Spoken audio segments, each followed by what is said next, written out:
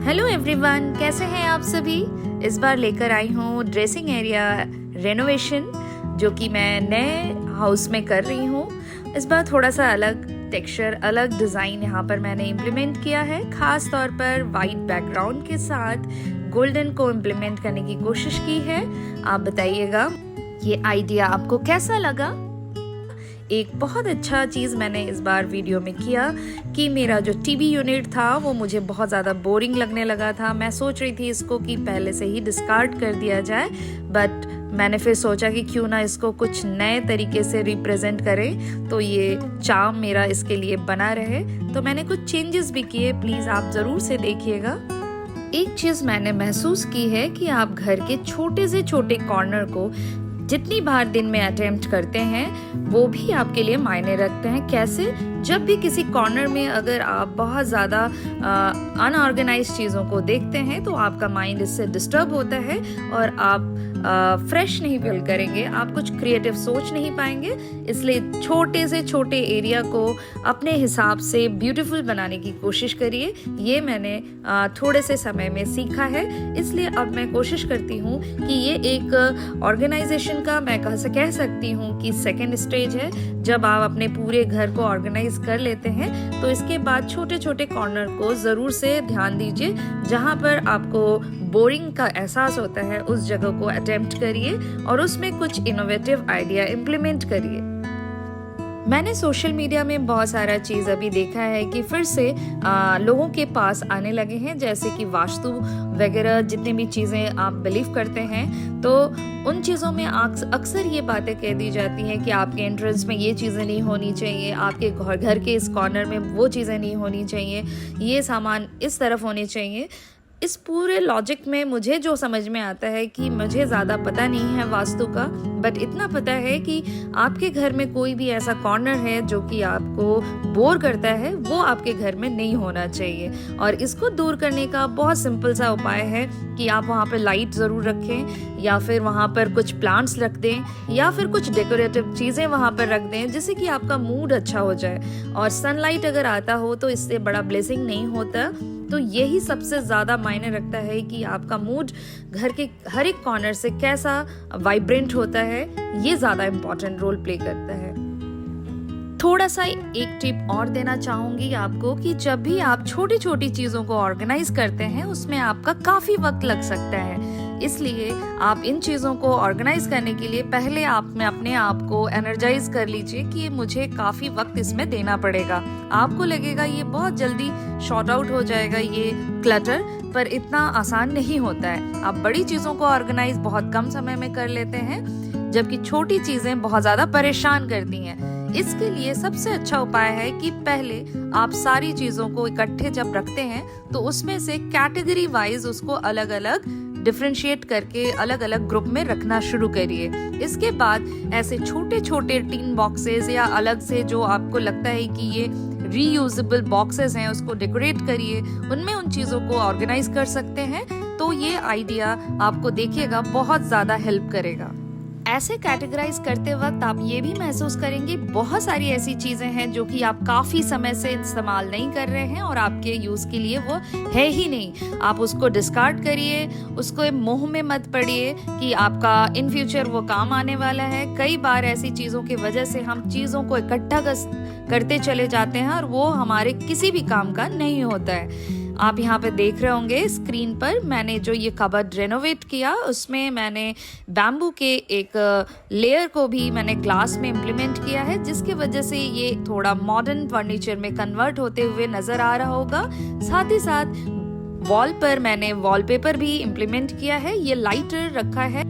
Brass से बने हुए इस मिरर को ज़्यादा कैरेक्टर मिला जब मैंने ये वॉलपेपर लगाया। वॉलपेपर लगने से पहले ये बहुत ज़्यादा सिंपल दिखाई पड़ रहा था। आप गौर कर सकते हैं पहले जैसा ये दिखाई पड़ता था और बाद में कैसे दिख रहा है। आपको स्क्रीन पर एक मेकअप ऑर्गेनाइजर बॉक्स दिख रहा होगा। ये बहुत अच्छा है। अगर आपको लगता है कि रोज रोज डस्टिंग से आप बचना चाहते हैं, आपके ड्रेसिंग एरिया में बहुत सारी चीज़ें जो बाहर रहती हैं आपको लगता है कि वो बहुत ज़्यादा जल्दी गंदे हो जाते हैं, तो आपको ये बॉक्स ज़रूर से खरीदना चाहिए। जब भी मैं ड्रेसिंग एरिया के पास जाती थी मुझे डस्ट देखकर बहुत ज़्यादा इरिटेशन होता था, इसलिए मैंने तभी सोचा कि मैं जो भी चीज़ें इस तरह की छोटी छोटी चीज़ें हैं उनको हमेशा कवर्ड बॉक्स में रखने की कोशिश करूँगी। और ये आइडिया बहुत ज़्यादा हिट रहा। आप ये महसूस करेंगे जब आप भी इस तरह की चीज़ों को इम्प्लीमेंट करेंगे। हर छोटी चीज़ को कवर्ड बॉक्स में रखने की कोशिश करिए। ओपन में रखने से आप भी परेशान रहेंगे, चीज़ें थोड़े दिन के लिए आपको बहुत ज़्यादा अच्छा लगेगा, लेकिन जैसे जैसे डस्ट उस पर बढ़ता जाएगा आप उससे इरिटेट होंगे, आपका मूड उससे खराब होता जाएगा। तो सबसे अच्छा तरीका है कि इन चीज़ों को एक कवर्ड बॉक्स में रखा जाए। यहाँ पर इस यूनिट में बहुत बड़ा सा एक ड्रॉयर है जिसमें मैंने ग्लास ऑर्गेनाइजर इस्तेमाल किया है। ये ग्लास ऑर्गेनाइजर काफी क्लासी भी लगते हैं और आपको चीजें साफ साफ दिखाई भी पड़ती हैं, जिससे आपको पिक करने में बहुत ज्यादा आसानी होती है। चीज़ों में टाइम इन्वेस्ट नहीं करना पड़ता कि कौन सी चीज़ें आपको कहाँ से लेनी होगी, याद नहीं रहता कई बार। तो ये सारी चीज़ें आपके आंखों के सामने होता है, आप जब मर्जी चाहें चीज़ों को सेलेक्ट कर सकते। चीज़ों को फंक्शनल बनाना सबसे ज़्यादा ज़रूरी है। इसके बाद है ब्यूटिफिकेशन, इसके बाद है प्रेजेंटेशन। तो ये याद रखिएगा, फंक्शनल नहीं होगा तो कोई भी चीज़ लंबा नहीं चलेगा, आपको उसमें चेंजेस करने पड़ेंगे। और यही सबसे बड़ा सोच है कि आप किस तरह से चीज़ों को ऑर्गेनाइज करना सीख रहे हैं। आपको यहाँ पर एक छोटा सा एग्जाम्पल देकर बता सकती हूँ। जैसे कि मुझे एक बिंदी चाहिए होता है, मुझे वॉच चाहिए होता है डेली, रबर बैंड चाहिए होता है। ये मेरे डेली की चीज़ें हैं जो कि मुझे कबर्ड को खोलते ही दिख जाती हैं। कुछ ऑर्नामेंट्स, इयररिंग्स हैं यहाँ पर जो कि मैं डेली बदलती हूँ। ऐसे चेंज करने में मुझे बिल्कुल भी टाइम वेस्ट करना नहीं पड़ता। आंखों के सामने में ही 2 मिनट में ही ये चीज़ें मेरे सामने होती हैं और उसको मैं एक्सचेंज करके डेली पहन सकती हूँ। कई लेडीज मुझसे कहती हैं कि मुझे ये टाइम कब मिल जाता है कि मैं हर रोज अपना मैचिंग करके चीज़ें पहनूं। तो मैं उनको यही बताना चाहती हूँ कि आप अपने ऑर्नामेंट्स को इस तरह से ऑर्गेनाइज करिए कि आप चीज़ों को इस्तेमाल भी करना सीखें। कई बार चीज़ें आप बहुत शौक से खरीदते हैं पर पता चलता है कि सालों तक आप उसको इस्तेमाल नहीं कर पाते हैं। तो ऐसी चीज़ों को इस्तेमाल करने के लिए आप उसको डिस्प्ले में रखिए, और डिस्प्ले में इस तरह से रखिए कि वो उलझा ना हो, सामने आपको ऑर्गेनाइज तौर पर मिले और आपको इस पे इन्वेस्ट करना ना पड़े टाइम का। एक और चीज़ आपके साथ शेयर करूंगी कि कई बार ऐसी चीज़ें हम शॉपिंग कर लेते हैं, आपको लगता है कि इसका इस्तेमाल अब मैं कहाँ करूं। पर आपको एक बात मैं बता दूं कि ये चीज़ मैंने समय के साथ सीखा है कि कोई भी चीज़ यूजलेस नहीं होती। ये आप पे निर्भर करता है कि उस चीज़ का इस्तेमाल आप कैसे कर सकते हैं। अगर आपने खरीद ही लिया है तो क्यों ना उसको बेटर यूटिलाइजेशन का तरीका ढूंढ लें और उसको इस्तेमाल करें। जैसे कि मैंने चुंबक से एक ज्वेलरी ऑर्गेनाइजर खरीदा था जिसमें छोटे छोटे 2 ड्रॉयर हैं। एक ड्रॉयर में मैंने सारे नेल कटर्स रख दिए, दूसरे में मैंने सेफ्टी पिन्स रख दिए। तो ये इस्तेमाल में भी आने लगा और मुझे भी सेटिस्फैक्शन मिल गया कि इसको किस तरह से इस्तेमाल करें। कई बार क्या होता है कि जैसे कि अगर इसके स्टैंड में मैं अगर ऑर्नामेंट्स लटकाती हूँ तो कई बार क्लटर महसूस होता है, इसलिए मैंने सोचा कि इसको लटकाने से ज्यादा अच्छा है कि इसके ड्रॉयर को इस्तेमाल किया जाए। ब्रास से बने हुए छोटे छोटे पॉट्स बहुत ज़्यादा क्यूट हैं। इसको मैंने जनपद दिल्ली से परचेज किया था। ये इतने अच्छे लगते हैं कि इसको मुझे लगता नहीं है कि दिवाली पर ही निकालूं। तो मैंने सोचा क्यों ना कुछ ऐसे ऑर्नामेंट्स, यहाँ पर गोल्डन कलर के हैं ही और ब्रास के बने हुए हैं, तो इसमें थोड़ा सा पीताम्बरी लगाने से इसमें चमक भी आ जाती है। और इसको मैंने डिस्प्ले में रख दिया और ये यहाँ पर बिल्कुल से पॉप अप कर रहे थे और बहुत सुंदर दिखाई पड़ रहे थे। ब्रास ग्लोब एक ऐसा वेबसाइट है जो कि मेरे लिए बहुत ज़्यादा हेल्पफुल रहा है। पिछले 4 साल पहले शायद मैंने उनके वेबसाइट को सर्च किया था और ये सर्चिंग प्रोसेस मेरे लिए कह सकते हैं कि बहुत ज़्यादा इंटरटेनिंग होता है। मेरा फ्री का टाइम मैं इन चीज़ों पे ही इन्वेस्ट करती हूँ और मुझे अच्छा लगता है ये काम करना। इसी तरह से ढूंढते ढूंढते मुझे ये वेबसाइट मिल गया था और वहाँ पर मुझे रिजनेबल कुछ बॉक्सेस या फिर कुछ ऑर्नामेंट्स या पूजा की कुछ चीज़ें, कांसे की थाली वगैरह वगैरह मुझे मिले जो कि काफ़ी रिजनेबल रेट पे मिले। तो वहाँ से मैंने ये बॉक्स परचेज किया था। इस बॉक्स का इस्तेमाल मैंने यहाँ पर डॉटर के रबर बैंड्स को रखने के लिए किया है क्योंकि ये डेली मुझे मॉर्निंग में चाहिए होता है। इस वजह से ये बॉक्स देखने में एक आर्टिकल भी लगता है, साथ ही साथ ये यूज भी हो रहा है। आप एक चीज़ और कर सकते हैं कि अगर आप कोई भी ऑर्गेनाइजर खरीद रहे हैं तो ज़रूर से प्राइस कंपैरिजन ज़रूर करिए। मैं बार बार ये बात कहती हूँ क्योंकि आपको क्वालिटी ज़्यादा चाहिए और आपका सैक्रिफाइस कम से कम हो, ये ब्रास की चीज़ों में मुझे नज़र आता है। कई बार कुछ ऐसे ऑर्गेनाइज़र मैं खरीदती हूँ जो कि बहुत ज़्यादा कॉस्टली होते हैं और उनका जो मटेरियल होता है एक्चुअली वो इको फ्रेंडली नहीं होते और बहुत ज़्यादा पुअर क्वालिटी के होते हैं। बस ट्रेंड में होने की वजह से वो बहुत ज़्यादा महंगे होते हैं। पर ब्रास से बनी हुई चीज़ें अगर आपको कॉस्टलियर लग रही हैं और इक्विवेलेंट लग रही हैं जो कि अदर चीज़ों से बनी हुई हैं, तो हमेशा आप ब्रास की चीज़ों को खरीदिए, आपको एक अच्छा डील मिलेगा। कहने का मतलब ये है कि स्मार्ट बायर बनिए। आपको यहीं पर एक एग्जाम्पल मिल जाएगा कि मैंने मेकअप ऑर्गेनाइजर लगभग 2500 के करीब लिया है।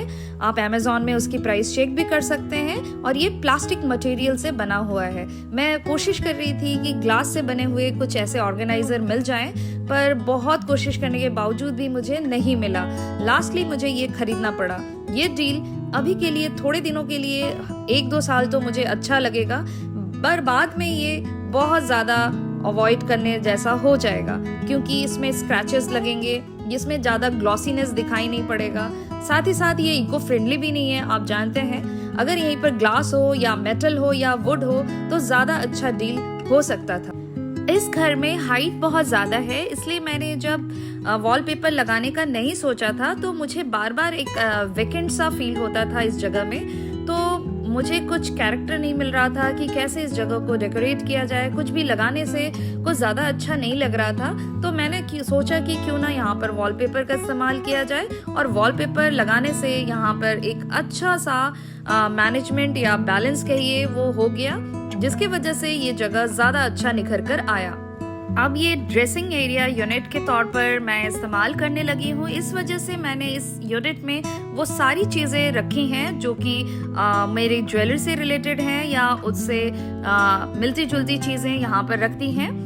काफ़ी साल पहले मैंने आपके साथ YouTube पे शेयर भी किया है मेरे ज्वेलरी ऑर्नामेंट्स। आप चाहें तो वहाँ पर वीडियो को जाकर देख सकते हैं, आपको बहुत मज़ा आएगा। और मेरे पास जितनी भी ज्वेलरी है वो सालों से हैं और काफ़ी अच्छे से प्रिजर्व करके रखा है, तो उसकी क्वालिटी भी बहुत ज़्यादा डिप्रिशिएट नहीं हुई है। कैबिनेट के ऊपर बैम्बू मैट मैंने अब अमेज़ॉन से परचेज किया। इससे पहले भी एक मैट था जिसको मैं यहाँ पर रखती थी, जिसको रिप्लेस करना ज़रूरी हो गया था, काफ़ी पुराना हो गया था। इसको लगाने के बाद यहाँ पर और ज़्यादा वाइब्रेंट हो गया। बेडरूम टूर के तौर पर जब मैं आपको ये एरिया फिर से दिखाऊंगी तो कुछ ट्रॉपिकल आइडियाज़ को भी इसमें इम्प्लीमेंट करने वाली हूँ, उसका इंतज़ार आप ज़रूर करिएगा, आपको बहुत अच्छा लगेगा।